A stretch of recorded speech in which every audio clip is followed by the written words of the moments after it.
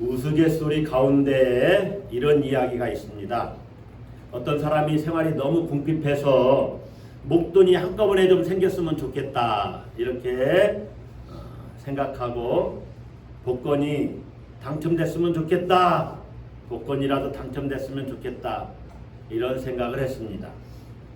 그에게도 어줍지 않은 신앙이라도 있었던지 그가 하나님을 찾으면서 이렇게 기도를 했습니다. 하나님, 당첨만 되면 제가 하나님께 아주 크게 최선을 다해서 감사를 드리겠습니다. 그리고 열심히 살겠습니다. 말하자면 하나님께 거래를 제안한 것이죠. 아주 오랫동안 간절히 기도했지만 복권 당첨의 소식은 들리지 않습니다. 그래서 상당히 낙심을 했습니다. 이에 그가 하나님께 따지듯이 묻습니다. 기도하는 것입니다. 하나님, 열심히 살겠다는데 그리고 헌금도 많이 드리겠다는데 왜 복권이 당첨이 안 되는 것입니까? 왜 복권을 당첨시켜주지 않습니까? 하나님께서 대답을 하셨습니다. 얘야, 복권을 사야 복권을 당첨시켜주든지 시켜주지 않든지 할 것이 아니냐. 여러분, 우스갯소리지만은 이 이야기가 담고 있는 함의가 있지요. 준비 없이 구체적으로 실천에 옮기지도 않으면서 복을 달라고 하소연하는 것은 어리석은 일이라는 것입니다. 그저 입에 떠 넣어 주기를 기다리는 어리석음에는 약도 없다, 그런 말씀이 있지 않습니까? 무슨 준비가 돼야 복을 부어주든지 어떻게 하지 않겠습니까? 여러분, 복을 받으려면 복을 받을 수 있는 준비를 해야 합니다. 아멘? 여러분은 복을 받을 준비가 되었습니까? 준비가 많이 필요한가 보네요. 자, 오늘 설교 본문은 엘리야 선지자의 제자격인 엘리사, 후계자지요. 선지자의 후계자인데, 엘리야의 후계자인데, 엘리사 시대에 절망에 빠졌던 한 가정에 있었던 기적 이야기입니다. 무슨 이야기? 기적 이야기입니다. 절망을 극복한 이야기예요. 줄거리는 아주 단순합니다. 사랑하는 남편을 잃고 두 아들과 함께 살아가던 한 여인이 큰 빚을 졌습니다. 그런데 그 여인이 빚을 다 갚게 되었다는 이야기예요. 그것뿐만 아니라 생활비까지도 해결했다는 줄거리입니다. 자, 우리가 이제 이야기 속으로 한번 들어가 봅시다. 1절입니다. 1절 보세요. 선지자의 제자들의 아내 중의 한 여인이, 그러니까 선지자 학교가 있었던 거예요. 그 선지자 생도지요. 한 여인은 남편을 선지자로 둔 것입니다. 그 여인이 엘리사에게 부르짖어 이르되, 당신의 종 나의 남편이 이미 죽었는데 당신의 종이 여호와를 경외한 줄은 당신이 아시는 바니이다. 이제 빚준 사람이 와서 나의 두 아이를 데려가 그의 종을 삼고자 하나이다. 자, 여기 선지생도의 부인에게 절망에 빠지게 한 큰 문제가 있습니다. 남편은 이미 무슨 일인가 공부하다가 죽었습니다. 지금으로 말하면 신학교 전도사인데 죽은 거예요. 이 가정의 큰 세 가지 문제는 남편이 세상을 떠난 뒤에 믿고 의지할 가장이 없다는 것입니다. 그래서 계속 생활하다가 빚을 져가고 있는 거죠. 여러분, 가장이 없다는 것은 고대 중동 지역에서 아주 큰 위기가 닥쳤다는 거예요. 말할 수 없이 남편의 비중은 큽니다. 한 집안을 떠받치는 기둥이요 대들보 역할을 하고 있던 존재가 사라졌으니 얼마나 참 막막하겠어요. 아내는 남편만 바라보고 살았지요. 두 아이들도 아버지만 바라보고 살던 그러한 가정에서 졸지에 남편이 돌아가신 거죠. 아버지가 사라졌어요. 없어졌어요. 잃었어요. 그 가정에 예기치 않은 위기가 닥친 겁니다. 얼마나 막막한 상황입니까? 그런데 문제는 설상가상으로 두 번째 문제죠. 빛을 졌는데 여러분 세상에서 가장 무서운 것이 빛이라고 하지 않습니까? 빛을 진 사람들은 어찌 보면 정말로 정상적인 사람이라면 자유함이 없지요. 이 빚을 갚아야 되는데 항상 빚에 눌려 지내면 의기소침해지고 우울해집니다. 그리고 빚의 무게가 크면 클수록 더 불안하고 초조하지요. 저는 운전하다가 어떤 딱지만 한번 주차 위반이나 이런 거 한번 딱지만 끊겨도 끊긴 것을 보자마자 계좌번호 알려달라고 해서 그냥 입금을 해요. 그래야 거기로부터 해방되니까. 끊임없이 과태료 내야 되는데 거기에 매여 있잖아요. 그러니까 빨리 되면은 자유함을 얻지요. 빚이라는 게 그런 거예요. 빚은 우리를 초조하게 하고 불안하게 하고 끊임없이 거기에 매이게 해요. 자유함을 잃어버리게 한다는 거죠.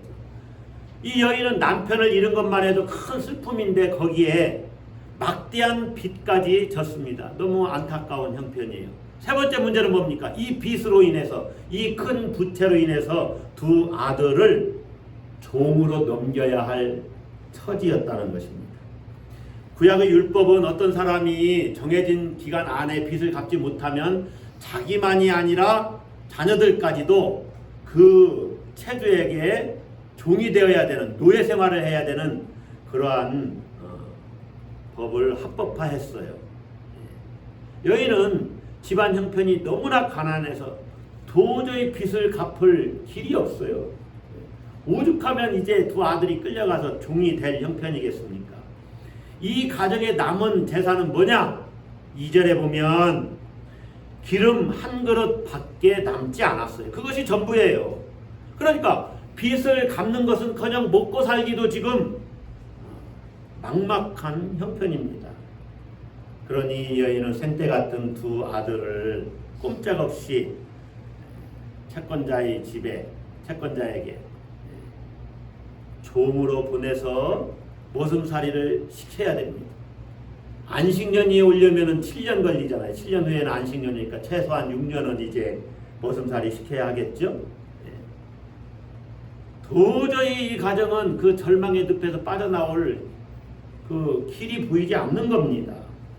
한계 상황에 다다른 것이죠. 한계 상황. 도대체 어떻게 해야 되는가? 너무나 막막해요. 여러분, 이 가정이 이 절망을 극복할 수 있을까요? 여러분, 우리가 반드시 기억해야 되는 것이 있습니다. 그게 뭐냐면 하나님의 백성이라고 해서 항상 언제나 꽃길만 가는 것은 아니다. 꽃길만 가면 얼마나 좋겠습니까? 그런데 예기치 않은 고난이 있다는 거예요. 그럴 때 우리가 기억해야 되는 것이 뭐냐? 따라서 한번 하겠습니다. 산이 크면 그늘도 크다. 산이 크면 그늘도 크다. 자, 이런 경구가 있는데, 격언이 있는데 이 말을 조금 바꿔서 생각을 해보세요. 그늘이 크다는 것은 뭐가 크다는 거예요? 그늘이 크다는 것은 뭐가 크다? 산이 크다는 겁니다. 산이 크기 때문에 그늘이 큰 거예요. 키가 큰 사람 옆에 가보세요. 키가 크니까 나보다 뭐예요? 나보다 키가 큰 사람의 그늘은 나보다 크죠. 그늘이 크면 산이 큽니다. 죄가 크면 은혜도 크다, 이런 말이 있죠. 그러니까 절망이 클수록 희망도 큰 법입니다. 이걸 기억해야 돼요. 나락으로 떨어졌으면 이제 올라갈 것이 많이 남았다는 거예요. 그만큼 기대하면 돼요. 극심한 생활고로 꼼짝없이 죽을 수밖에 없었던 한 가정이 살아납니다. 절망에서 벗어나는 거예요. 여러분, 여러분에게 닥치는 어떤 문제에서 내가 벗어날 수 있는가? 어떻게 생각하십니까? 벗어날 수 있을까요? 그런 믿음이 있습니까? 어떻게 이 절망에서 벗어날 수 있을까? 오늘 성경에는 절망에서 벗어날 수 있는 방법을 몇 가지 우리에게 소개하는데 사실은 한 가지입니다. 여러 가지가 겹쳐서 한 가지가 되는 거예요. 따라서 한번 하겠습니다. 부르짖고 순종하라. 네. 먼저는 부르짖는 거죠. 그 다음에는 순종하는 겁니다. 두 가지지만 이것은 사실 한 가지입니다. 어떻게 이 여인은, 이 가정은 절망에서 벗어났는가? 첫 번째, 엘리사를 찾아가서 부르짖었습니다. 여러분, 이 1절 보면 한 여인이, 그 여인이 엘리사에게 부르짖어 이르되, 다짜고짜 부르짖은 거죠. 이 엘리사는요, 예수 그리스도를 가리키는 손가락입니다. 우리에게는 예수 그리스도가 본문의 엘리사와 같은 역할을 하는 거죠. 하나님을 상징하는 거예요. 엘리사에게 도움을 청한다는 것은 무슨 얘기입니까? 하나님을 기대했다는 것입니다. 자, 자기 남편이 다녔던 선지학교의 교장 선생님인 엘리사에게 찾아가서 도움을 청합니다. 그러니까 이 여인은 어떤 문제가 있는지 다 이야기를 하지요. 그러니까 문제에 대한 인식이 분명해요. 여러분이 내게 닥친 문제가 뭐냐, 이거를 잘 살필 줄 알아야 됩니다. 아, 이게 재정 문제구나. 이런 재정 문제가 왜 생겼지? 아, 이러이러한 문제 때문에 이런 문제가 생겼구나. 그러면 이 처방책이 뭐냐? 여러분이 할 수 있으면 여러분이 여러분 능력으로 하시면 됩니다. 실제로 때로는 하나님이 안 도와주셔도 내가 가진 것으로 할 수 있는 것이 많아요. 그렇죠? 예. 돈 만 원 갖고 해결할 수 있는 문제면은 내가 돈 만 원 가지고 해결하면 됩니다. 그건 내 지혜를 쓰면 돼요. 그런데 어떤 경우는 도저히 내가 할 수 없는 그런 문제가 있어요. 콱 막혀버린 상황이죠. 근데 어떻게 하겠습니까? 하나님께 나가는 거예요. 그게 해결책입니다. 따라서 한번 하겠습니다. 하나님이 해결책이다. 여러분, 문제가 생길 때 그 문제를 해결하기 위해서는 문제를 해결할 수 있는 바른 대상을 찾아가야 됩니다. 도저히 내가 할 수 없으면 그 일을 할 수 있는 분을 찾아가서 해달라고 해야 되지요. 그래서 이 여인은 자기 남편을 잘 알았던 엘리사를 찾아간 거예요. 어떤 세상 사람들 찾아간 것이 아닙니다. 엘리사를 찾아갔다는 것은 엘리사를 통해서 이루어졌던 하나님의 역사를 이 여인이 경험했거든요. 봤거든요. 그러니까 야, 엘리사를 찾아가면 하나님께서 나를 도와주실 수 있겠거니 하고 하나님을 기대한 것이죠. 그런 믿음이 있었기 때문에 엘리사를 찾아간 것입니다. 여러분이 어떤 문제 가운데 있으면 그 문제를 가지고 하나님 앞에 가지고 나가세요. 하나님이 하시면 됩니다. 따라서 합시다. 하나님이 하시면 어떻습니다? 됩니다. 할렐루야. 사람이 감당할 시험 밖에는 너희가 당한 것이 없나니 오직 하나님은 미쁘사 하나님은 신실하사 너희가 감당하지 못할 시험 당함을 허락지 아니하시고 시험 당할 쯤에 또한 피할 길을 내사 따라서 합니다. 너희로 능히 감당하게 하시느니라. 너희로 능히 감당하게 하시느니라. 하나님의 사람은요, 감당할 수가 있어요. 감당할 수 있기 때문에 그런 시험거리를 주시는 거예요. 절망의 늪에서 벗어나는 우리의 해결책은 하나님께 나가는 것입니다. 하나님 외에 그 문제를 해결하실 수 있는 분이 없을 때 내가 어떻게 하겠습니까? 나는 문제는 알고 있는데 해결책이 없잖아요. 그러니까 해결을 해주실 수 있는 그분께 나가는 거죠. 하나님이 해결책이십니까? 누가 우리의 해결책입니까? 하나님이십니다. 예수님이 우리의 해결책이에요. 그분께 도움을 청하세요. 부르짖어 기도하는 겁니다. 간절히 기도하는 거죠. 간절히 기도하는 것. 이 여인이 이제 그 절망에서 벗어나는 방법은 두 번째인데 어떻게 하는 것이죠? 순종하는 거예요. 따라서 합시다. 말씀에 순종했다. 하나님께 부르짖으면 하나님이 이렇게 해결책을 제시하십니다. 생각나게 하시는 거죠. 어떻게 하라. 또 하나님이 그냥 이렇게 뭐 하늘에서 뭘 뚝 떨어뜨려서 해결하시는 방법은 거의 없습니다.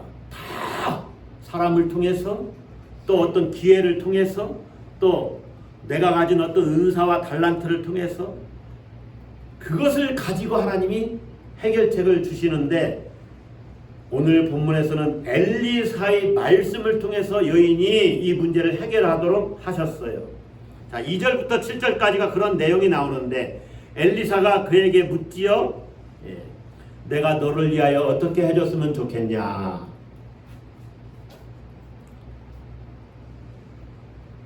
너가 가진 것을 나에게 말하라.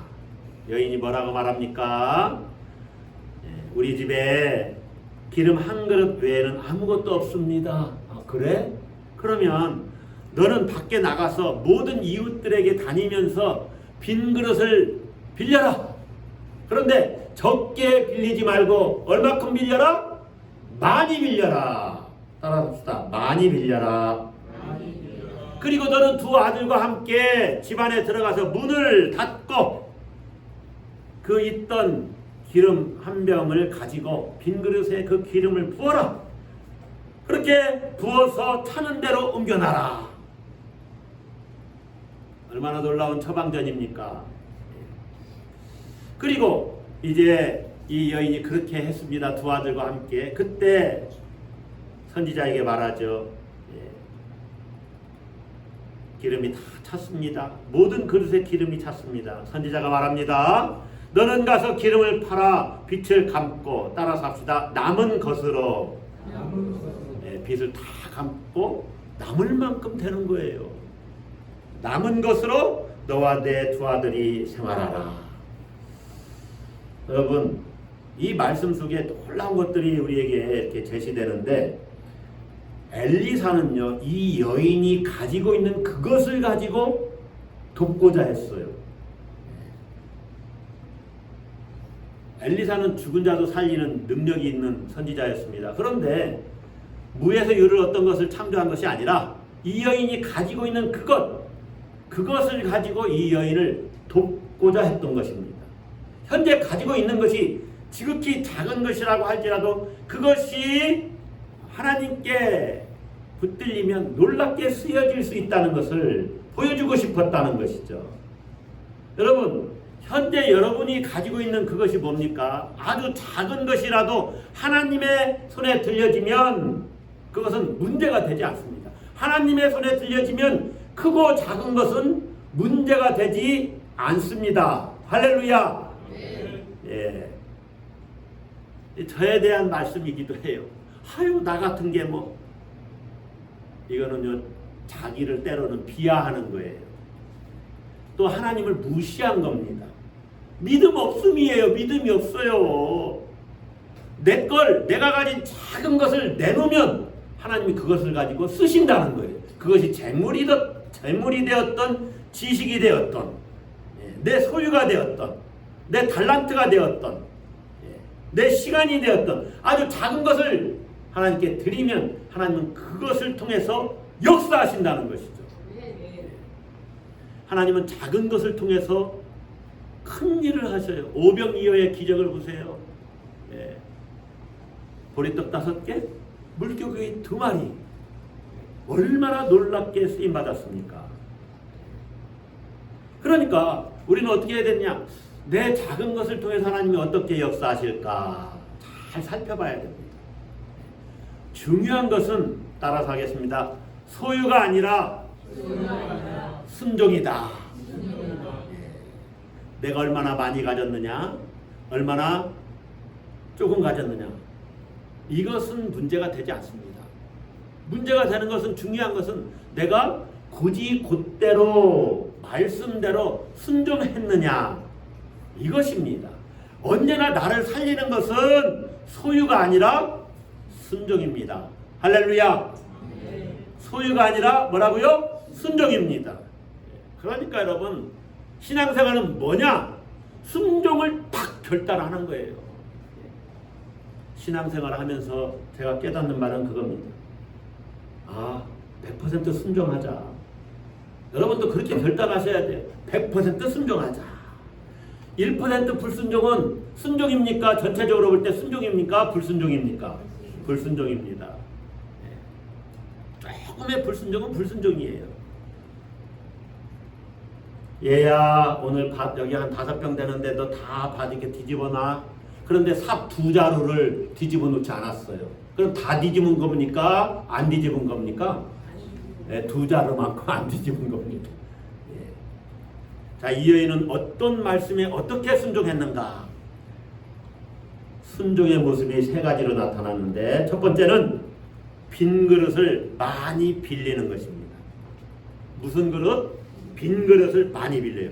자, 빈 그릇을 많이 빌리라. 이게 도대체 무슨 말씀일까? 왜 많이 빌려야 되죠? 하나님께서 많이 채우실 거니까. 아멘? 많이 채울 거니까 많이 빌려야 돼요. 그런데 여러분 잘 생각을 해보세요. 빈 그릇을 빌리는데 이 그릇이 온전해야 됩니다.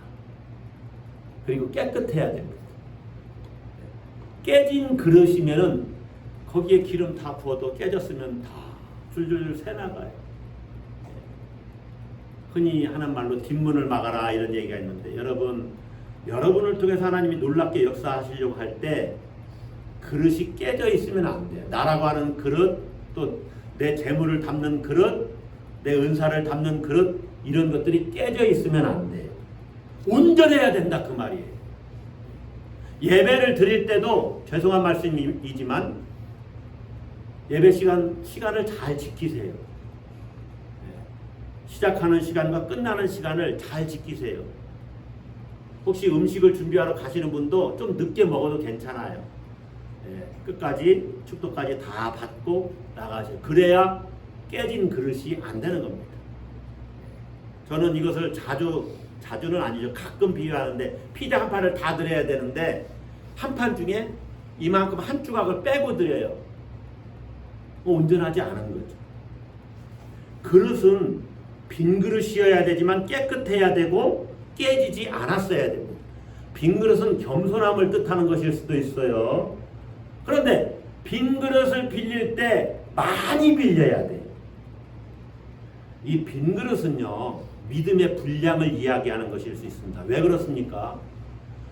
적게 빌리지 말라고 그랬는데 에휴, 무슨 일이 있으려고 말씀을 했으니까 한번 빌려보는데 조금 빌려보자. 한 2-3집 다니면서 빌렸어요. 분명히 선지자는 그릇에 기름을 부어서 차는 대로 옮겨 놓으라. 그러면 그 말씀을 그대로 듣고 그대로 순종을 해야죠. 많이 빌리라는 얘기구나. 그럼 많이 채워주실라나 보다. 그러면 많이 빌리자. 그때는 이 그릇 구하기가 쉽지 않았겠죠. 지금처럼 뭐 플라스틱 그릇이 있습니까? 뭐 그렇겠습니까? 토기가 좀 있었겠죠. 그러니까 빌리기도 많지 않았겠죠. 이 가정은 또 빈 그릇이 많지는 않았을 것입니다. 가난한 집이니까. 믿음의 분량에 따라 빈 그릇을 많이 준비하면 하나님은 그 그릇만큼 채워주십니다. 더 주시고 싶어도 그릇이 없어서 부어주실 수가 없는 거죠. 혹시 여러분이 못 받는 것은 그릇이 준비되지 않아서 그런 것 아닙니까? 많이 빌리면 많이 채워집니다. 할렐루야. 그러니까 여러분, 내가 이 많이 받을 만큼 준비가 됐나 한번 생각을 해봐야 돼요. 그릇 빌리러 갔는데 막 돌아다니면서 그릇 빌려야 되는데 이 두 아들이 이제 다니겠죠. 오늘 본문을 보면 두 아들이 막 다닙니다. 그런데 친구 만났어. 친구하고 놀다가 그럼 많이 못 빌리면 어떻게 합니까? 그러니까 그 일에 집중하는 거예요. 집중해요. 여러분 보세요. 어떤 일을 할 때 마음이 산만해서 흩어지면 그 일에 집중하지 못하면 열매가 조금밖에 안 나타납니다. 그게 어찌 보면은 창조 질서예요. 여러분에게 많이 채워주시려는 것이 하나님의 계획입니다. 그러니까 많이 채워주실 것이니까 많이 준비하십시오. 많이 빌리십시오.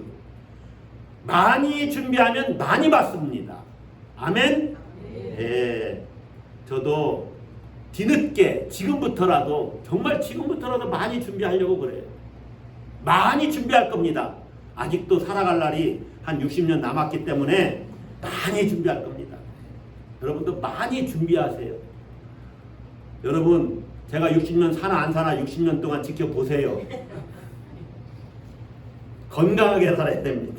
자, 첫 번째는 빈 그릇을 많이 빌리는 것인데 두 번째는 어떻게 순종했느냐. 자, 4절을 보세요.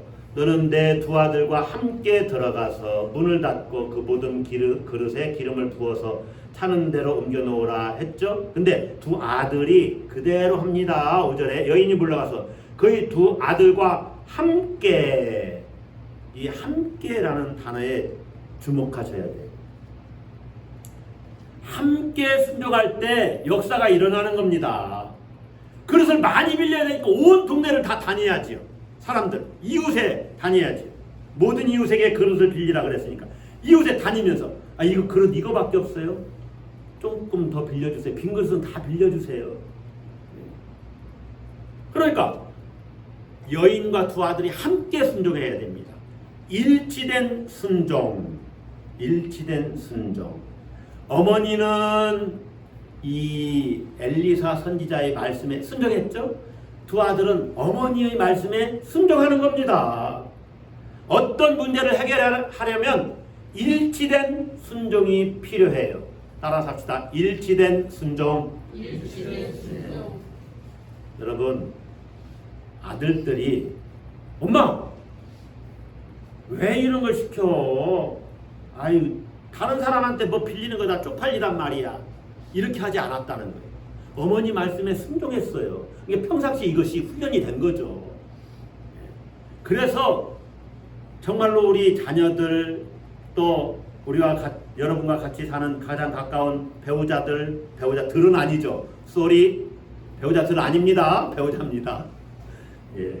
배우자 이 함께 순종을 해야 된다는 거죠. 하나님이 이렇게 말씀하시는데 내 생각은 그런 게 아닌 것 같은데 그럼 한번 기도해 보자. 그리고 어떤 것이 그게 가장 좋은 방법이라고 여겨지면 함께 순종을 해야 됩니다. 온 가족이 믿음과 순종으로 하나가 될 때 놀라운 역사가 일어나는 거예요. 자, 자녀들이 말 안 듣잖아요. 누구 책임입니까? 자녀의 문제는 누구의 문제다? 잘 아시잖아요. 자녀의 문제는 누구의 문제다? 부모의 문제입니다. 부모가 잘못 가르쳤으니까 순종을 안 하는 거예요. 그러니까 먼저 내 탓이요 하고 기도해 보세요. 흔히 눈물로 기도하는 자녀들은 결코 잘못되는 법이 없습니다. 어거스틴의 어머니에게 그렇게 조언했던 감독이 있었잖아요. 여러분 계속 기도하면 어느 순간에 자녀들도 변화가 돼서 함께 하나님 말씀에 순종할 줄로 믿습니다. 낙심하지 마시고 너가 하나님 말씀대로 사는 것이 나의 소원이야. 하나님 뜻대로만 살면 너는 뭐를 해도 괜찮아. 그러면은 어느 순간에 자녀가 돌아오겠죠. 비록 남은 것이 기름 한 병이라고 할지라도 온 가족이 또 나와 함께 우리 공동체가 조직이 하나님 말씀에 순종하면 놀라운 역사, 그릇의 수만큼 채워지는 역사가 반드시 일어납니다. 아멘. 세 번째 순종의 말씀이 있어요. 문을 닫고 기름을 부어야 한다는 거예요. 문을 닫고. 여러분 왜 어머니와 두 아들에게 문을 닫으라고 했을까요? 여러분 온 동네에서 소문이 날 거 아닙니까? 왜 저 집에 무슨 일이 있길래 그릇을 빌려가지? 도대체 뭐를 하려고 하는 거지? 당신 그 얘기 들었어? 아니, 그릇을 빌려가서 아들들도 막 그릇을 빌려가대? 무슨 일이야? 이 소식이 이 태주의 귀에 들렸다고 해봅시다. 태주가 그 집에 쫓아갈 것 아니에요. 쫓아갈 것이잖아요. 그래서 마지막 남은 이 기름 한 병까지 뺏기면 어떻게 하겠어요? 그러니까 마지막 희망의 불씨를 태주에게 빼앗기지 말라는 거예요. 다른 사람들이 모르게 은밀하게 이 일을 하라는 거예요. 하나님의 일을. 하나님 나라는 은밀하게 진행되거든요. 여러분, 막 호들갑스럽게 막 왔다 갔다 한다고 뭐가 되어지는 게 아니에요. 가만히 생각을 해보세요. 기도해서 어떤 것을 응답받을 때 하나님의 방법은 막 호들갑스럽게 해서 그렇게 해서 역사하는 것이 아니라 사람을 자연스럽게 붙여주시죠. 붙여주시는 겁니다. 그래서 그 사람을 통해서 역사를 해요. 어떤 일이 막히면 또 다른 길을 이렇게 여셔서 그 일을 통해서 역사를 하셔요. 그러니까 우리는 믿음으로 그걸 기대하는 겁니다. 마지막 남은 이 기름 한 병은 어찌 보면 믿음이라고 볼 수가 있어요. 믿음. 하나님에 대한 믿음. 이 믿음의 일을 계속 진행시키는 거죠. 문을 닫아라 하는 이야기는 믿음의 길을 걸어갈 때 방해가 되는 모든 것을 차단하라는 거예요. 여러분, 믿음 생활하면 혹시 믿지 않는 가족들이 있습니까? 내가 성경 읽을 때는 긴급한 일 아니면 나를 방해하지 말아라 라고 얘기를 해야 돼요. 나를 방해하지 말아주세요. 또 기도할 때는 특별한 일 아니면 나를 방해하지 말아주세요. 이렇게 얘기하고 골방에 들어가서든 자기만의 공간에서 기도하는 것이죠. 왜냐하면 집중하면서 하나님과 교제하고 하나님의 음성을 들어야 되니까. 그렇게 하나님의 나라가 진행되는 거예요. 모든 그릇에 기름이 찰 때까지 기름 붓는 일을 계속 하는데 조용하게 차분하게. 자, 한번 본문을 잘 생각해 보세요. 문을 닫고 아들 둘과 엄마가 기름을 따라요. 그럼 아들은 그걸 계속 옮겨 놓습니다. 여기에 무슨 번잡스럽고 시끄러운 아주 질서가 없는 그런 모습이 있습니까? 차분하게 진행이 되겠죠. 기름을 다 옮기는 일이 이게 툭툭툭 하면 잘못하면 엎질잖아요. 조용하고 안정감 있게 그리고 차분하고 그러면서도 편안하고 고요함 속에서 그러면서 풍성이 채워지는 역사가 나타나는 것입니다. 아주 단순한 행동 속에서. 그리스도인들의 삶은 그런 거예요. 조용하고 그러면서 차분하게 생산적이고 창조적으로 역사가 일어나는 거예요. 그릇에 다 찬지라. 6절에 그릇에 다 차기까지 그 일을 하는 것입니다.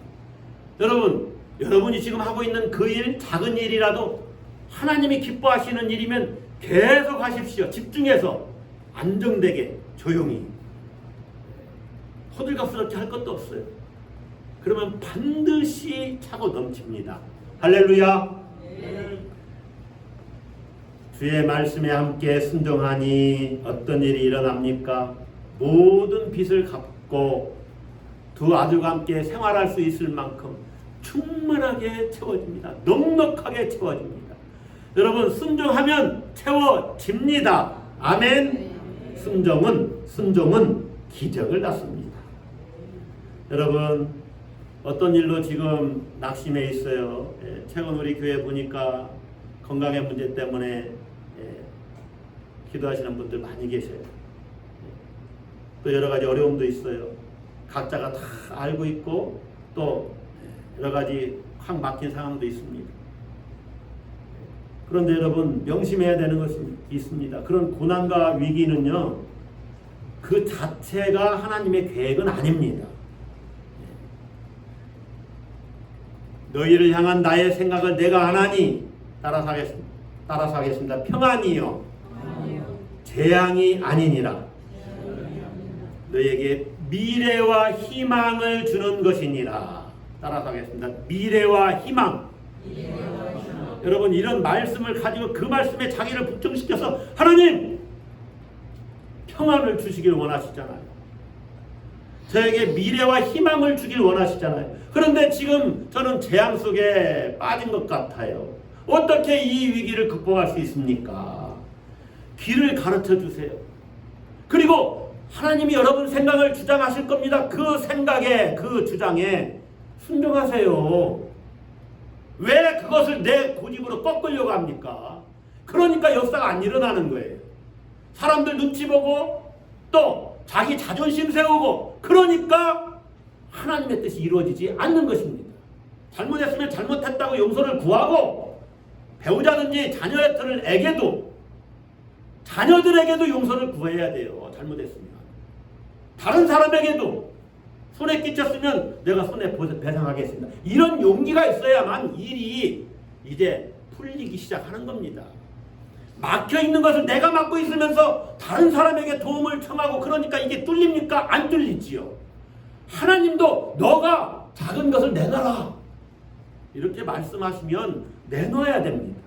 그것을 가지고 하나님이 채우시는 거예요. 계속해서 채우시는 겁니다. 하나님은 가져온 그릇이 차고 넘치도록 필요한 것 그 이상으로 채워주십니다. 넘치게 채워주십니다. 믿으십시오. 네. 마지막 그릇까지 채워주세요.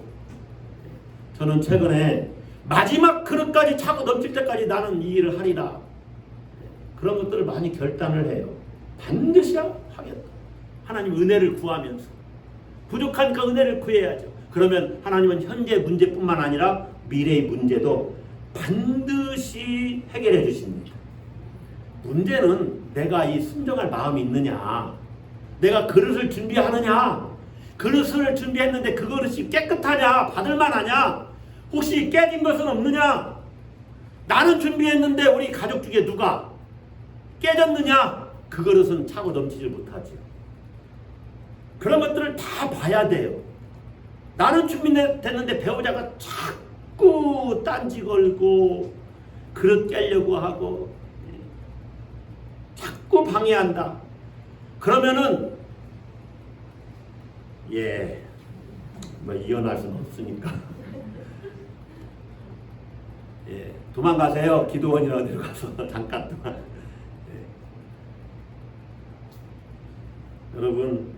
여러분이 하는 일에 누가 방해하지 못하라고. 그러면서 부르짖는 거예요. 하나님 도와주세요. 전 지혜가 없어서 이게 잘 안 됩니다. 막혀 있어요. 이걸 뚫리게 해주세요. 사람도 좀 붙여주세요. 엘리사 같은 사람도 좀 붙여주세요. 그리고 마지막 남은 기름 이 한 병 이거 가지고 좀 써주세요. 차고 넘치게 해주세요. 그러면 하나님께서 반드시 채우십니다. 아멘. 충만하게 채우십니다. 그릇에 다 찬지라. 그릇에 다 찬지라. 하나님께서 넘치도록 채우십니다. 우리 하나님은 채우시는 하나님이십니다. 믿습니까? 하나님은 채우시는데 여러분이 준비한 만큼 채우십니다. 아멘? 아멘? 그렇다면 여러분은 그릇을 많이 준비하셨습니까? 채울 준비가 되셨습니까? 기도합시다.